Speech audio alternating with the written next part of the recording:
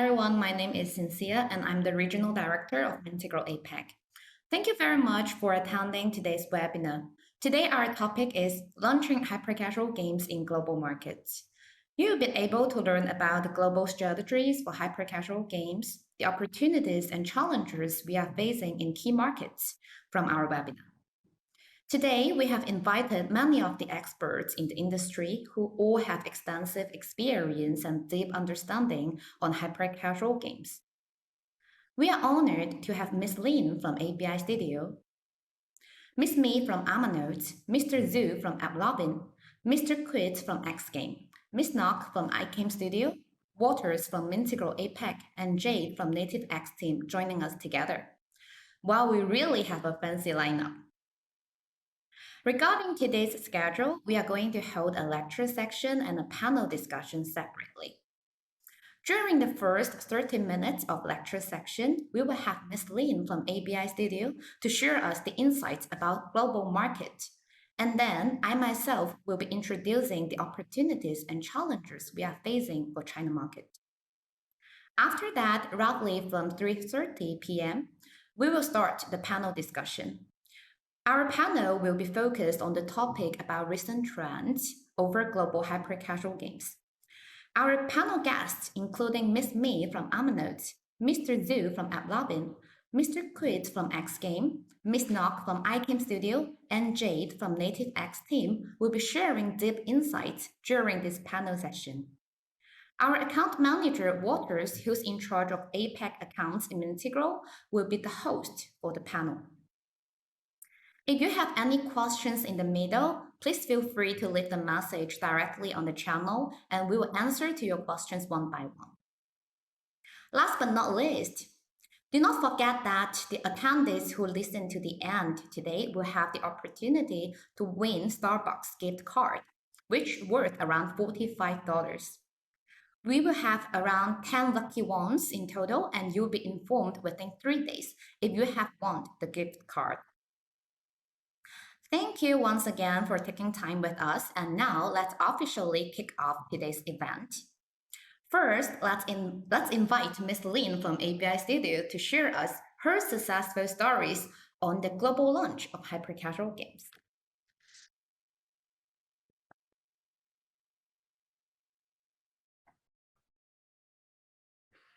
Hello everyone, my name is Lee and I'm working as UA executive in ABI Game Studio for almost 4 years.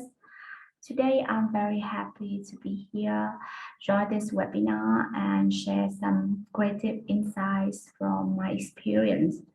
You know, to launch a hyper-casual game successfully, especially in US and Europe markets, there are a lot of factors that you need to pay attention to. And today I chose creative insights topic to share with you. So let's go.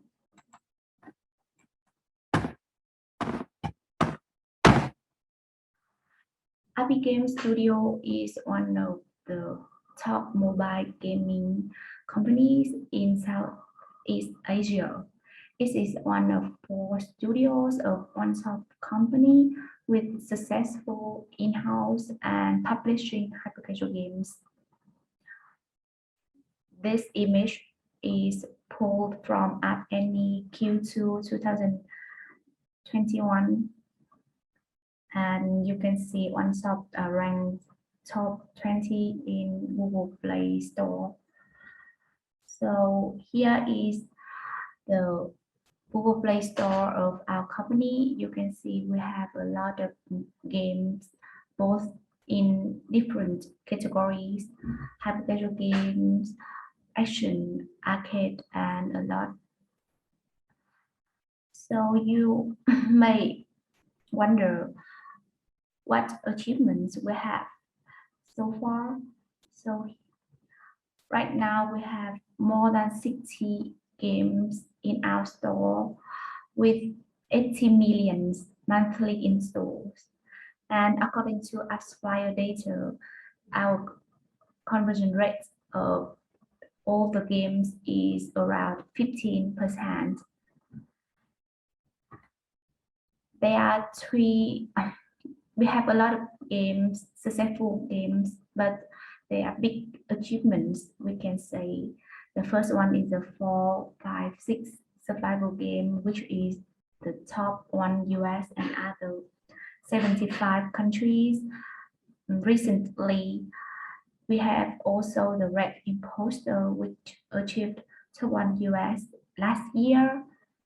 Another example is the Prison Escape, which achieved top worldwide download Q2 in 2021. So you may wonder how we can achieve that. And I have to say that there are a lot of factors, strategy, bidding, ad networks, there are a lot of things to cover. But the most important thing is the creative. I have to say that creative is the king and the key to the success of the hyper-casual games launch. So what do hyper-casual games creatives look like? I named some key factors here. First thing is simple and straightforward.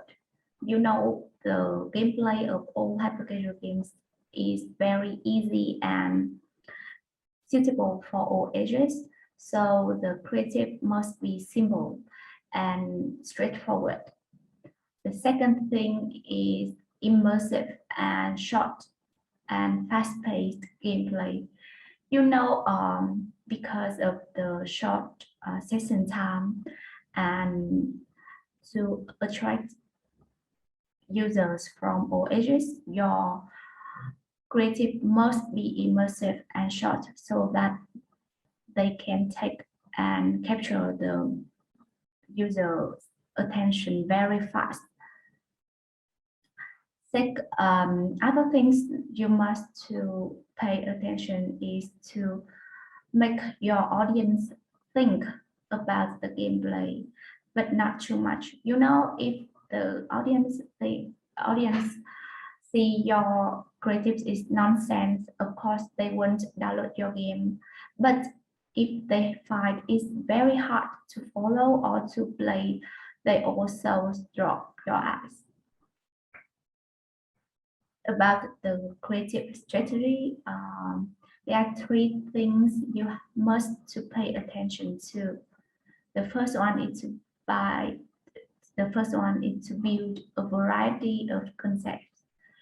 Because the hyper-casual game is for all ages, your ads must appeal to a wide range of audience, from kids to adults or to all age people. The second thing is you must remember that your ad is for your users. Think about your users' experience and innovate your creatives to stand out from your competitors, and then you will win their attention. The third one, very important one, you must be mindful of clickbait. The clickbait creatives may have a very high click-through rate, but they can easily impact your performance and your user experience. So, so far I have summed up some creative trends for you to follow and think of ideas. The first one is to split screen of the gameplay. You can have two gameplay in parallel. For example, you can compare 1995 to 2020 so that you can show the process and the development of the game, or you can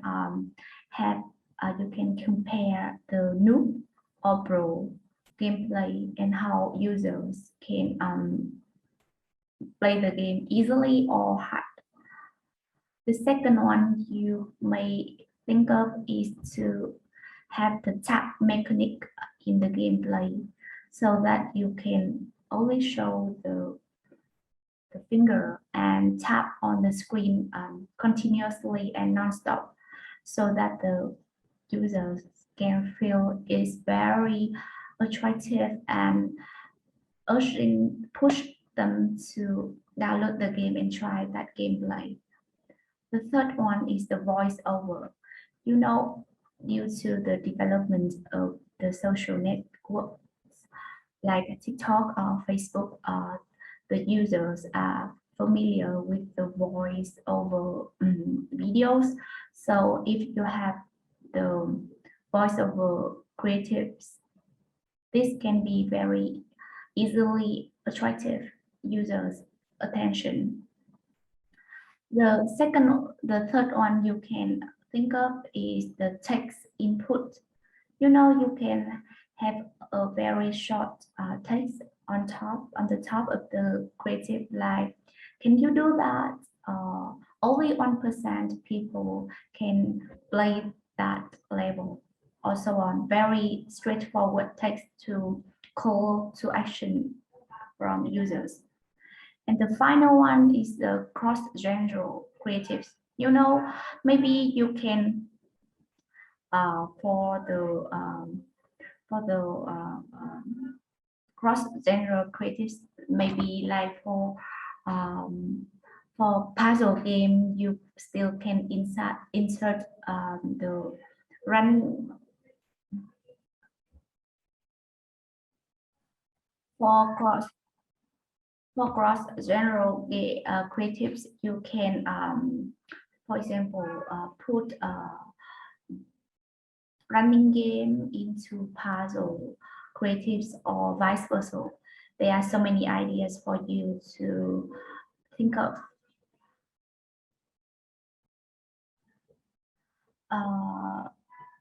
That you may all know that the creative types, there are 4 types: panel, video, interactive end cards, and labels.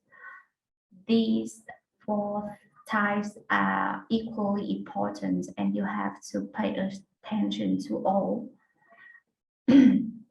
Okay, so that's all from my sharing today. I hope that you can get some insights from this file, and happy to share the feedbacks from you. Have a nice day.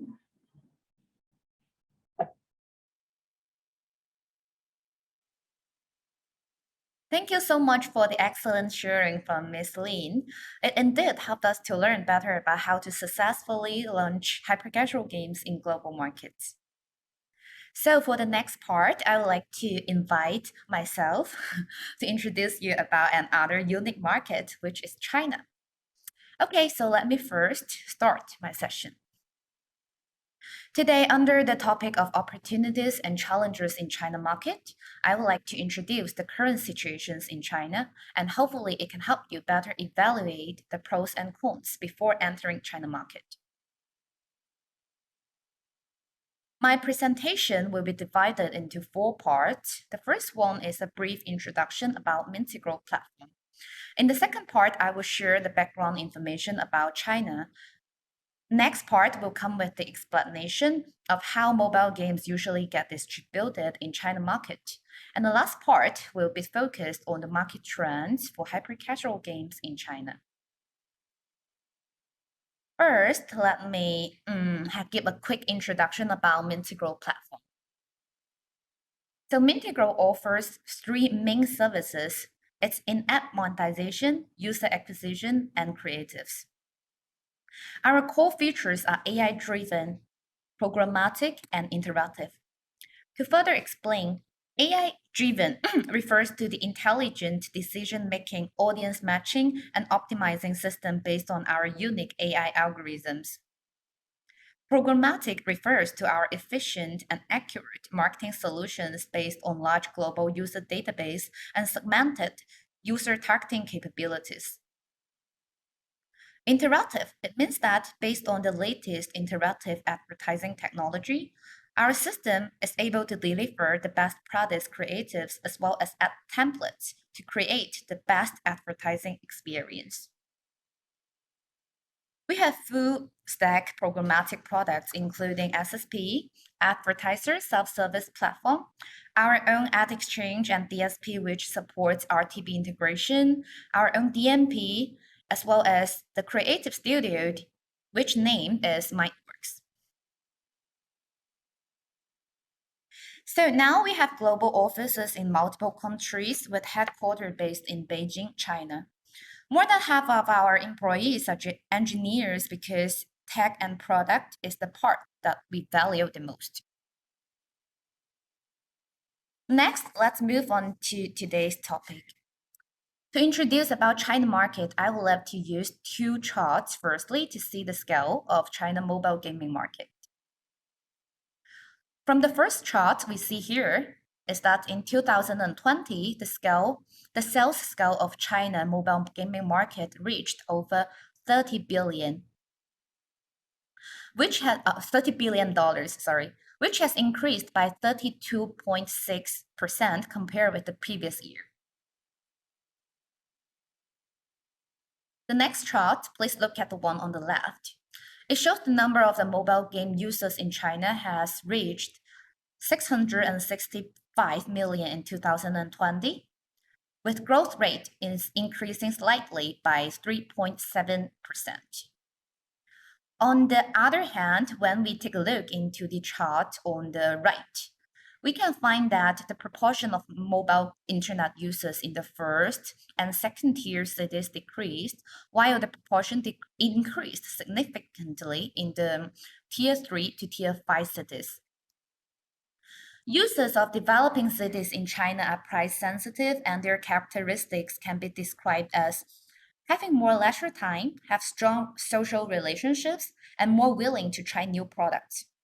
That's why for mobile developers and brands, the tier 3 to tier 5 cities can have great potential in the future.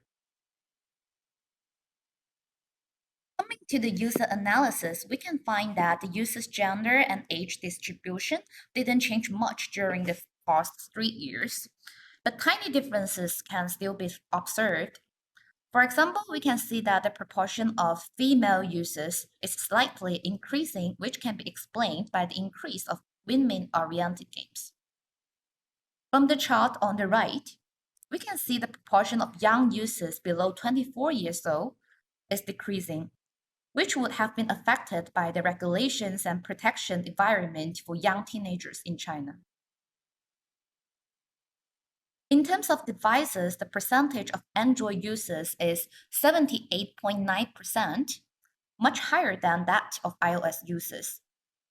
In addition, 67.2% of the users are middle or high income earners, while 43.4% of the users are living or working in tiers 1 to tier 2 cities in China.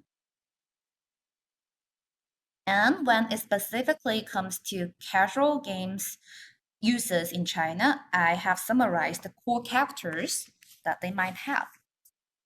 First of all, young office employee is the typical audience. They are young, educated, living in tier 1 cities with high acceptance on in-app advertisements. Second, among casual game users, there exists some enthusiastic fans of games. These users have high loyalty on games and they don't watch ads very often. However, they can be very generous when it comes to in-app purchase. The final part of audience are young people living in tier 3 to tier 5 cities. They have relatively low pleasure and more leisure time. They tend to be cautious on game purchase because of their low income. However, they can be potential users to explore in the future. So publishers can try on some tests by setting different IAA and IAP structures on this group of audience. So above are the basic introduction about the market background in China. For next part, I will try to explain the unique game publishing environment. Generally speaking, in China, there are 3 main publishing models in the market.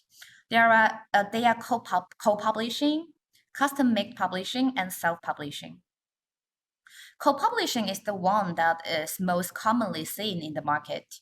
Under this model, publishers will take charge of game distribution, and usually they will do revenue share with the developers. And custom-made publishing refers to the model that publisher and developers can decide together on the product direction from the very beginning of game development. Well, as we all know, in China, iOS has the same marketing flow as other global markets. However, for Android market, the situation is it's totally different from global market. As Google Play is not available in China, various Android local stores have been emerged in the market. There are over 400 Android app stores in China, and developers must generate different APK files for each store and set up custom events for each store. The collaboration model of different titles on each store can also be different, so a BD role is necessary for the China Android publishing business. Android stores include mobile phone manufacturers' app stores like Huawei, Xiaomi, Oppo, Vivo, and also includes the third-party app stores like 应用宝, 360 Store, Baidu Store, TapTap, etc. To further explain, there are two typical collaboration models between publishers and app stores in China Android. One is store cooperation, which means that publishers will release their apps on the stores, and stores will provide resources such as platform usage rights and monetizing SDKs. The other one is marketing activities. Usually, publishers can check with the store and see if marketing unit is available. And aside from the store marketings, publishers can also consider to do self-marketings on some media platforms like Mintegral or on some top medias like ByteDance. Self-marketing is based on APK package campaign usually. For the publishers who didn't launch on any China Android stores but still want to acquire new users, it can be a possible way. Here I have collected information of the revenue share of each China Android store and basically you can see that it's 50% to 50% revenue share except for TapTap. So TapTap is not taking any revenue share for now. In the case that the game didn't launch on any store but directly running APK package campaign on the platforms like Total, Tencent, then publishers only need to pay for the marketing cost. So the 40% and 60% here is just a range of the marketing cost. After introducing the unique Android environment for next part, I would love to share you what we need to do to enter China market. I think one of the most crucial things is to know about the regulations in China. For games containing IAP models, more than one license will be required to launch either on iOS or on Android. As it's extremely difficult for overseas publishers to get the ISBN license, most of them will just remove the total IAP system in their games and then launch in China. Actually, even for the 100% IAA games, you can launch on iOS. But if you want to launch on Android stores, some of the license like software copyright is still required because currently the regulations are being much more strictly executed on China Android stores more than on Apple Store. Regarding the monetization strategies, here are some information I have summarized for you. The mediations here mentioned can support the monetization of China traffic. But Top-On and Max will be our recommendations for you based on the feedback and practice of many publishers. Also, you can take a look at the form here, which shows the average monetizing performance of hyper-casual games in China. Regarding the UA promotion strategies, here are the options you have for marketing activities in China, such as ad platforms like Mintegral, top medias like Douyin, which is the domestic version of TikTok, and Total News, which is very famous, popular app in China, etc. To be clearer on the UA promotions, you can refer to this form where I have summarized the information of major top medias in China. However, it's difficult for overseas publishers to promote on those media platforms directly on their own due to multiple required qualifications. So the qualifications include Chinese language support because most of their dashboard are in Chinese, and the account registration, the software copyright license. In one word, the whole evaluation process can be very complicated. So here comes my questions for publishers who are planning to promote in China market. I suggest to start with ad networks like Mintegral first because no qualification is required on Mintegral to start China campaign. Also, it's crucial to select a reliable agency partner to help you do the top media promotions. Last but not least, please keep in mind that the best products creatives on US or other main geos can also be adapted to China campaign. Sometimes it can be useful. After learning all those information, here comes the final question that many of you might be concerning. What are the challenges and opportunities we are facing in China? First, to analyze the challenges, I would like to say that the biggest challenges is the strict regulations. Except for the ISBN, recently China government has released a new online restriction, which rules that kids under 18 years old will only be able to play online games for an hour a day, only during weekends and legal holidays. This restriction has already been executed on Android stores, and IAA games on iOS are still not affected. However, no one can promise that in the future the situation will never change. In addition, it has become more difficult to attain volume for hyper-casual publishers as well, under the strong competing pressure from hardcore gaming advertisers in China and the big spenders of e-commerce advertisers. As a result, more and more China publishers are exploring overseas markets recently as well. According to the data of overseas sales revenue in 2020, the main global markets that China publishers are exploring include United States, Japan, Korea, and some other tier 3 countries like Mexico and Brazil. However, in spite of the large challenges, we can still see some hyper-casual gamings successfully entered China and even ranked on top free gaming chart on China iOS market, such as Water Sword Puzzle and Bridge Challengers. So I think there are still some bright sides of the publishing business in China. For example, reliable partners like Mintegral can cover the support from monetization to UA, which can strongly help save the cost for publishment in China. Also, publishers in China are becoming more and more independent from the traditional Android stores, which can be beneficial to the growth of a more healthy Android ecosystem in China market. Additionally, game idea innovations become more and more important as well, and games with cross-genre and broad topic seems to have a higher chance of success. Well, in the end of my presentation, I have summarized my tips for hyper-casual publishers who have interest to enter China. As both the opportunities and challenges are existing and either is hard to be measured, I suggest to launch on iOS and test with small cost first. You don't need to specially change too many things only for China market. Instead, you can easily test UA on platforms like Mintegral and monetize the UA traffic with multiple SDK partners first.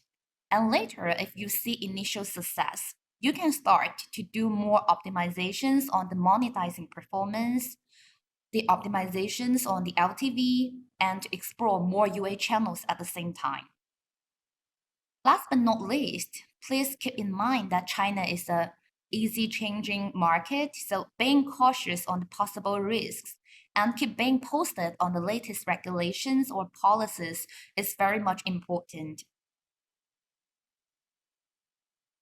Well, that's the end of my session today. Please feel free to ping me if you have any doubts or questions related.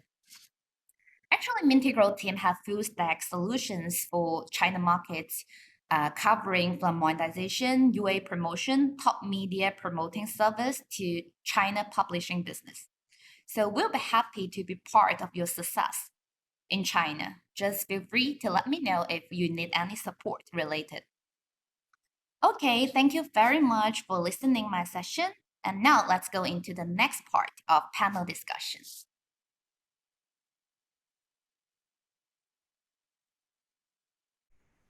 Thank you so much for Cynthia and Brin's sharing. The insight that you shared would be very useful for hyper-casual developer.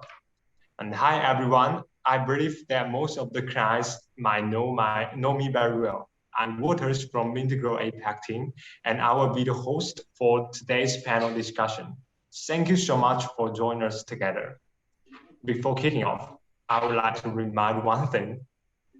Please don't forget the attendees who listen to the end of today will have the opportunity to win Starbucks gift card, which was around $45. We will have 10 lucky ones in total, and you will be informed within 3 days if you have won the gift card.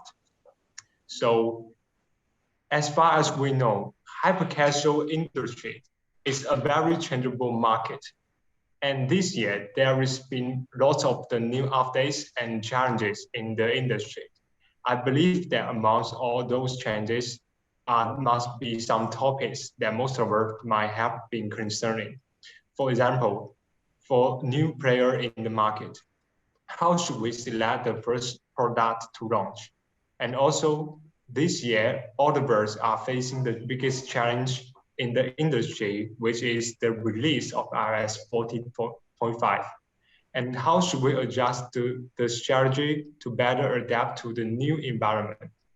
Furthermore, creative trends have been always changing as well. So how to optimize the creative to drive a successful campaign will definitely become a big concern for most of us. If you are facing any challenges mentioned, then join this panel discussion will be a great choice. Questions mentioned will be covered within our panel today.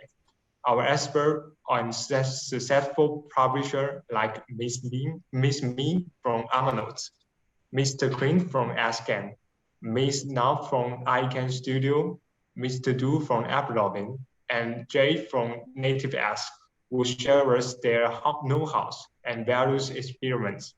Now, let's start the exciting session with our friends. So first of all, could you guys give a brief introduction of yourself? Let's start from the Miss Me from Amanotes. Hi everyone, I'm Me and I'm currently the UA and Monetization Manager in Amanotes. Hello everyone, I'm Chris from XGame. Hi everyone, I'm Zhu from AppLovin. I'm in charge of supporting clients in Vietnam market. Hi, I am Marketing Manager at iKame Game Studio. Hello everyone, I'm Jay. I'm Mintegral Manager of Nativex for the APAC market. Okay, thank you so much for the introduction. As far as we know, lots of the new products and new games have been emerged in the market this year, like random games, squid game, and so on. But there are always many new trends in the society, and many things can be considered as new product direction. Based on our observation, there is a studio who has been very fast responding on the new market trend. The new title published by this team can always get successful in a short time. That is XGame. So, Mr. Great, may I know what kind of information do you usually use when selecting a product direction? Thank you, Walter. I will share for our story about hyper casual game. In the past, we make many games, many category of game. And 1 year ago, we have investigated about hyper casual game, and see that it's very suitable with our company. So we focus on research to make hyper casual game, and answer for the question how investigate and make new idea. We usually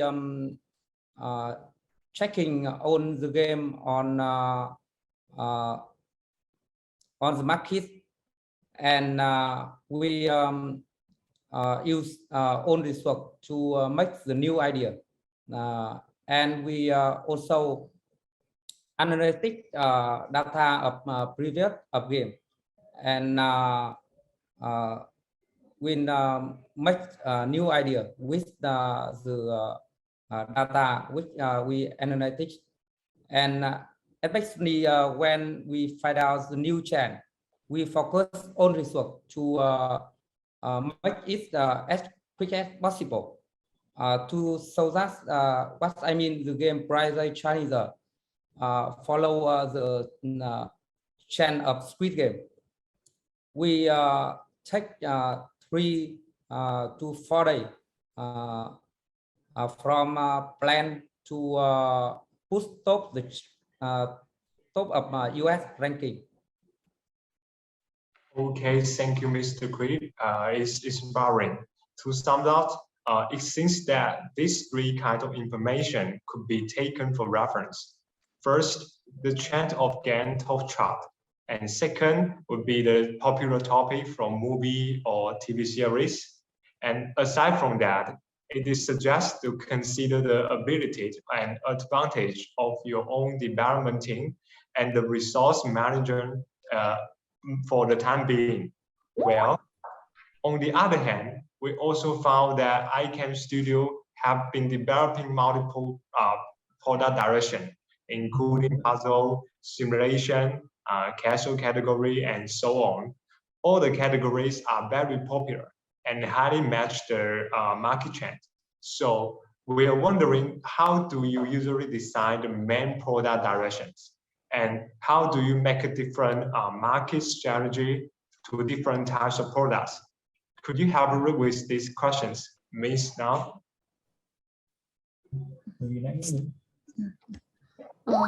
Hi.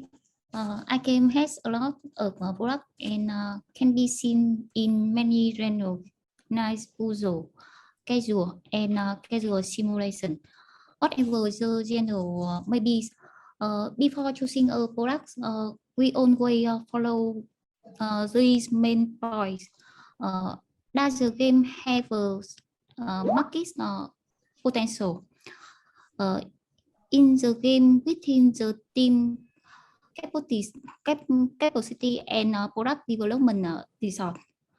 What is difficulty and potential opportunity do we need to face when developing this product to make a breakthrough for the business?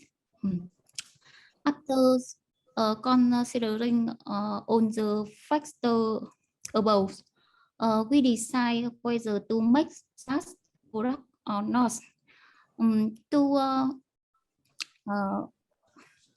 The real challenge lies in the marketing team with chattering as well and allocate marketing campaigns with only 3 products now to implement marketing strategy for 3 different product lines. We need to do more things nice. Overview of the market, benchmarking and product knowledge. User base of 3 product lines. Once you have on the above knowledge, we would go to the next step. The problem of investments and break even for each product lines, from which is possible of allocate money and priority for each line. The network are most suitable of each product line, both the terms of user acquisition and monetization. The tracking and analysis system for making and suitable of each product lines. Training and developing the team focus and specific product lines to create the better performance. We are still the process and finalizing the necessary result to such the multiple product lines. I hope when we find a good way to push that pre-product lines, we will strongly develop our product in the mobile game market in the near future. Okay, well, the sharing is very in details. I believe it definitely would be a super helpful to the hyper-casual studios. So, okay, thanks so much for Mr. Quent and Ms. Knott for sharing about the stories and experiments about the product direction. So when a game team have decided their product directions on hyper-casual and start to launch, they have to think about the UA and monetization. So however, when it comes to UA and monetization side, we have to deal with one of the big challenge. That is the management of LAT traffic. As we all know, Apple released iOS 14.5 in this year, which means setting limitation for publisher to access IDFA. Lack of IDFA, it would have a significant influence on the performance. So as a game team, we should have some preparation in the post-IDFA era. So as one of the leading global hyper-casual publisher, I would like to ask Ms. Me from Amanotes, what are the previous obvious changes have been found by your team in post-IDFA era?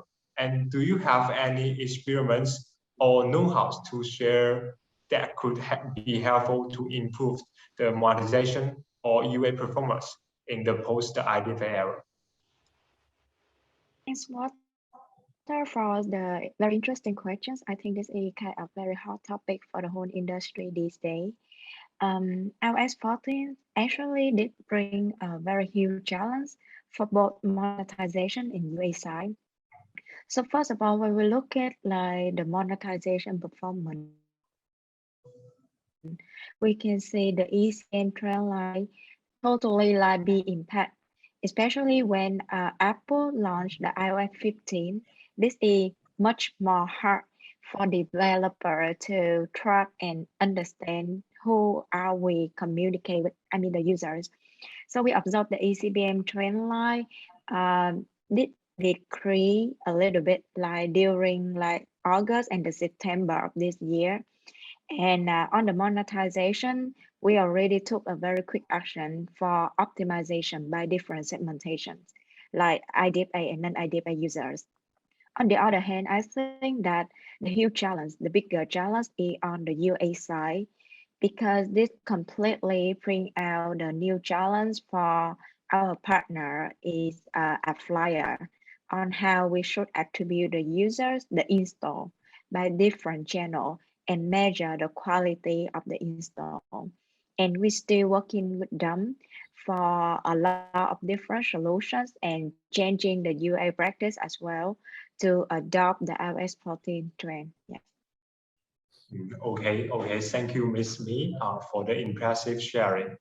And Mr. Du, from the perspective of AppLovin, what kinds of the challenge do you think that hyper-casual publishers are facing in the post-IDFA era? I think Mi has already mentioned the biggest difficulties that the hyper-casual developers or any mobile games or app developer having at the moment. So the biggest challenge is that there is no perfect way for advertisers or publishers to precisely measure the user quality, and there is no way they can identify 100% who the user is anymore. But luckily, we still, as Mi just mentioned, we still can rely on our MMP service, such as Edges and AppFire, to provide us, to help us with the tracking using, probabilistic attribution technology. Even though this is not really a perfect solution for the issues that ADT brings, the coverage of the probabilistic and still, is still around 90% of the user base. So with that kind of high degree of accuracy, advertisers can still maintain or even continue to grow their user base at large scale and high quality. So as you can see, all of the studios who participate in this event have been using the same kind of technology and still can see growth post IDFA. And I think, even though IDT brings a lot of, put us in a tough situation with the continuing, development of other solutions, we might be able to improve the situation in the near future. Yeah.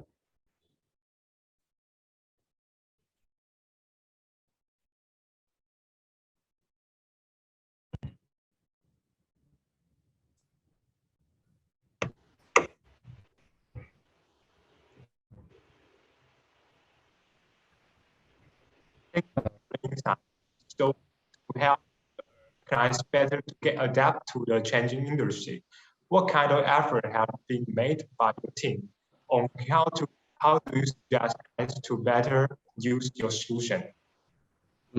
So since the beginning of ATT, AppLovin has been, the forefront in tackling the issues that ATT brings to the market. And we are the first mediation. We are the one who provide the mediation, which have allowed publishers to optimize their revenue base for LAT users. And our mediation also provides ways for publishers to track the opt-in rate so that they can optimize the opt-in flow to increase the amount of users who allow publisher or developer to track their activity, which can help them to get an idea of the quality of the users. Also, since the beginning of IDT, we have been working with a lot of networks who are, in the forefront of this as well, such as Mintegral, who are very active in buying or in optimizing traffic for LAT users, and it has been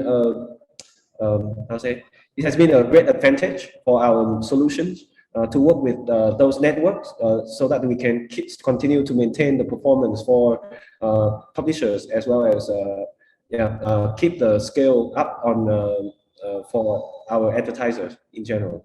And so I think basically, ultimately, through using our platform in general, publishers and advertisers could access the major sources of demands that can pay well for LAT users, such as Mintegral, and they now can access high quality user base through our UA as well, using our advanced campaign, which can optimize automatically based on the KPI that advertisers set. Yeah. Okay, thank you for sharing. Indeed, the ROAS function is very useful according to the feedback from many of our clients. Max Mediation is a significant partner to Mintegral SDK, so we are very proud that Mintegral SDK is also acting as a very contributing leader on Max Mediation. Especially, When it comes to LAT traffic, Mintegral is showing competitive performance as we have been prepared and trained our algorithm from a long time ago to be less reliant on the IDFA. So compared with the IDFA traffic, the ECPN on LAT traffic may drop a little bit, but the impact not so huge and big.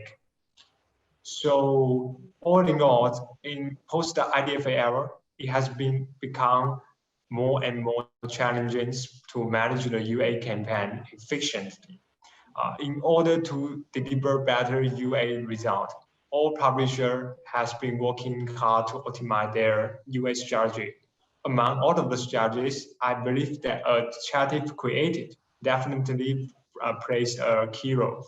So here I got a question to ask Ms. J from Nativex team. When it comes to creative strategy, do you think there is any differences between top medium platform and video platform like AppLovin and Mintegral? Okay, so thanks for your question. So at first, I would like to make a clear definition for everyone that the top media in our way are the sales reporting network, such as Google, TikTok, Facebook. Their bidding model are CPM, and like creative format could be banner, video, or even text, HTML, and video platform like the non-sale reporting network, which we usually call SDK networks, such as Mintegral, AppLovin, with CPM, CPI, or CPC bidding model. And creative are also very various with banner, video, or interactive anchor. So like comparing the creative onto tie up a platform, I have some following insight. The first one about the trending and creativity. Creative for top media need to be very trendy, innovative, inspired, and like authentic for a couple of reasons. First, like top media are usually big network, huge amount of user. For example, on Facebook, when users surfing their new feed, they surf very fast. Like if our creative are not eye-catching, so we lose their impression in the very first millisecond. Second, top media user have a very high interact rate with the ads. They comment, they review the game in the comment part of the ads. So we get to the her behavior. That's when there are many good comments, then the other user will put more interest. And if it's the fake ad, they could report the game, or in another word, we can say it must be like trendy but real. Second thing about the frequency. So as we know from the first point, top media platform creatives should be very trendy. It needs to be renewed more frequent than the video platform. For example, on Mintegral, the best practice should be like updating the new pack of creative of 4 to 5 creative every 2 weeks. But on Google, we should renew it every week. And we also have some idea about the localization, that the creative should be localized for both types, even on top media or video platform. Not only the language, but also the style. For example, the Japanese people use a very, like they prefer the real human act video, so we can apply it to if we target the market. And for every single language, from 4 to 5 creative are the best practice. The last one about the format. So as the nature of the user behavior of each platform are different, so the ad format also varies across the channel. Then we need to test on all the format for each channel to have the final conclusion. And we need the very consistent message. So for video platform, you can imagine that we are playing the game, or we are using the app. So the user are in the game environment, and they can only skip the ad only after a few seconds. Then they have a move, they have like the time to interact with the ad. Then the playable ad or interactive anchor are like work very well with the channel. Like for example, on Mintegral, Playable are the best choice. of course, banner and other formats also work. Yeah. Okay. Thank you for the detailed insight from Jade. Jade also talking about the playable creative. I do agree that our platform have a strong requirement on the playable creative. That is why we usually recommend our publisher to make a playable or at least have a dynamic income. So, Mr. Du, how about AppLovin? I'm wondering if Playable is also playing a significant role on AppLovin campaigns. Yeah, so for our own platform, nowadays, almost all of our advertisers use Playable as a main creative type that they run. And Playable actually gives a very significant competitive advantage for the advertiser who use it, because it let user to interact with the content of the creative and have a taste of what the game would be like. So it would help improve the click-through rate, and it also as well the install rate from the user as well. And so there are two types of Playable that can be used in different situations. Normally for interactive end card, or on our platform we call it Playable like end card, which is an animated HTML that when user click on it, they will be directed to the store page. This type of Playable normally result in very high click-through rate, and however it's quite easy to annoy user, because they might feel tricked when they click on the ad unwillingly. But this is like the best creative type when it comes to promoting hyper casual apps, and we have seen this kind of Playable being used by top publishers or top advertisers on our platform for a long time, and it has been very effective, especially for the games that have very simple and very simple gameplay. On the other hand, if the publishers or the developer have the resources to produce high quality and fully playables HTML, then the user can enjoy a snippet, like a small part of the game, and decide whether to install the game or not at the end of the playable.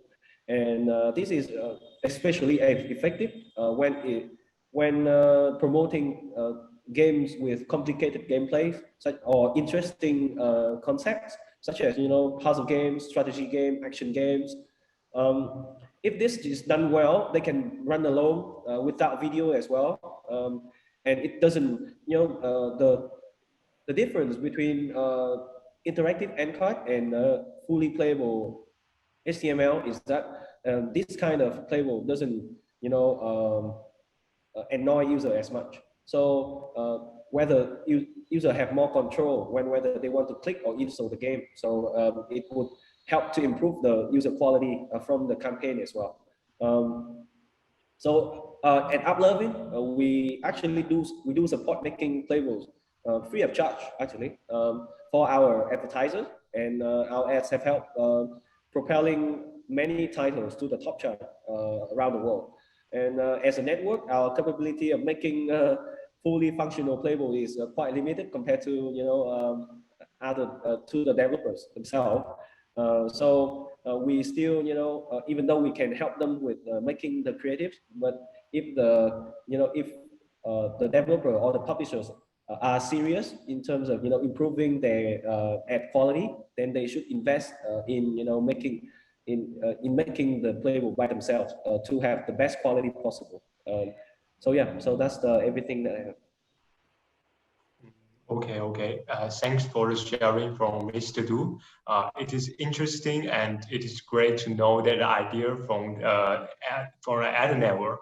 And how about the perspective of a game studio? Mr. Quid, may I know how do you think about the performance of using playable creative? And will you consider to use more playable creative in the future? And could you tell us why? Yeah. Yes. Thanks for your question. As sharing, play what now is very important to make the stronger art. I think at this time, the creative is most important in marketing game.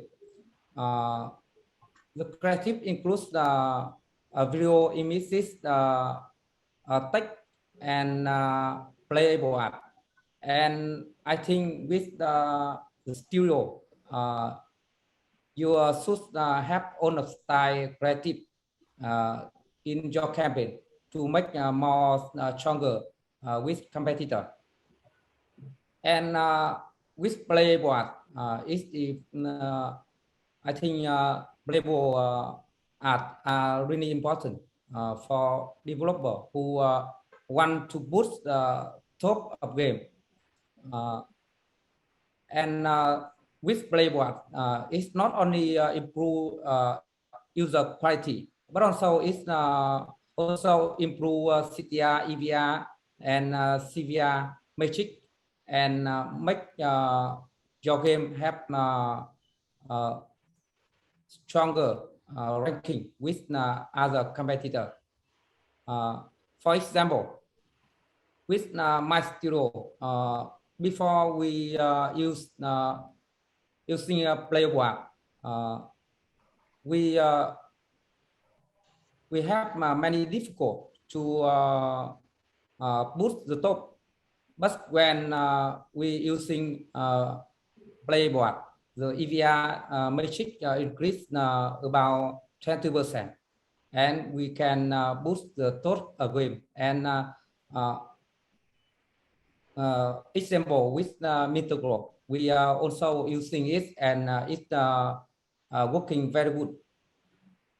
And I believe that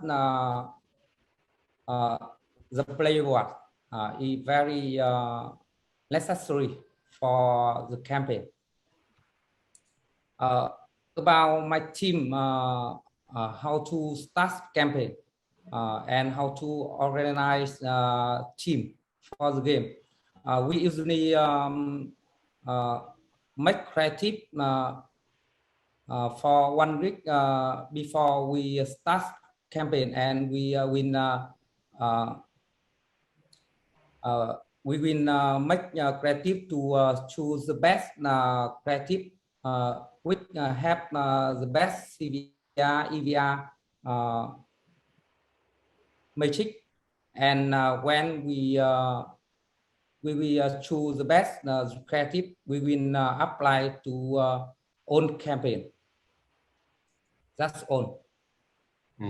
Okay. Thank you for the insight from XGame.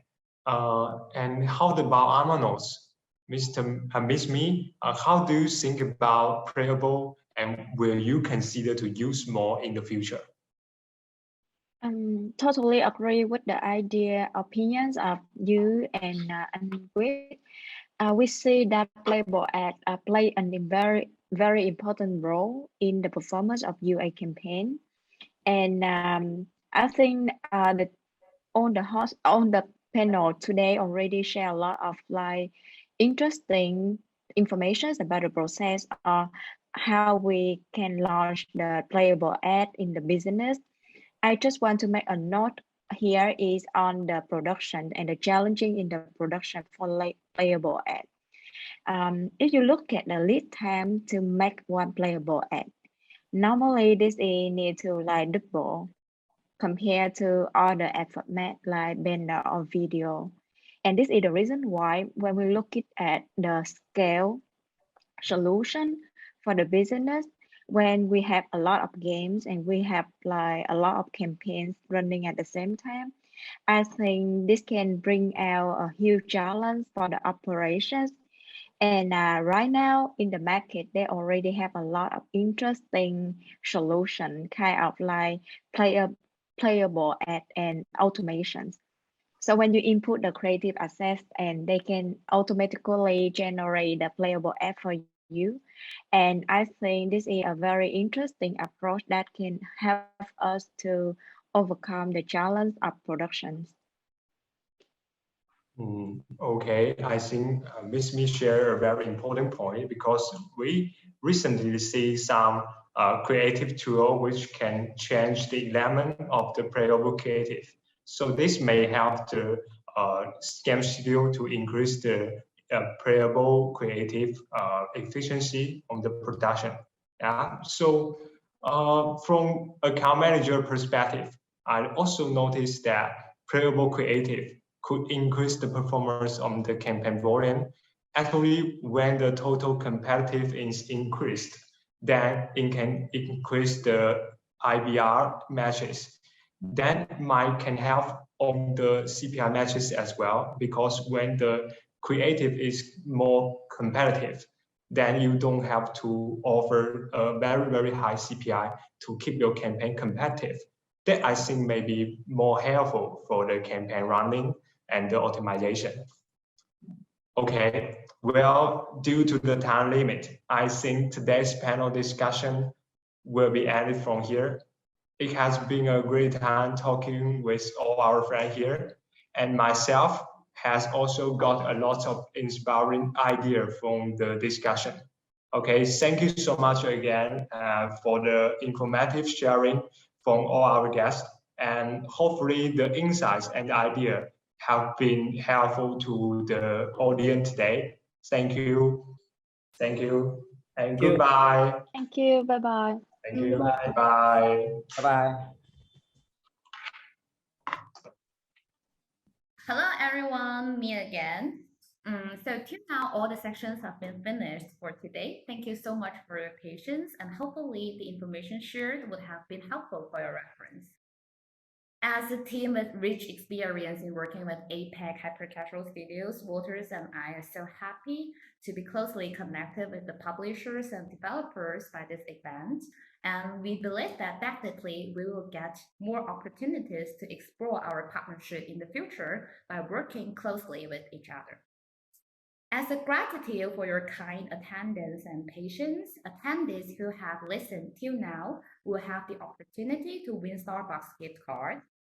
We will inform you within 3 days if you have been one of the lucky ones. So thank you very much once again, and see you next time. Bye.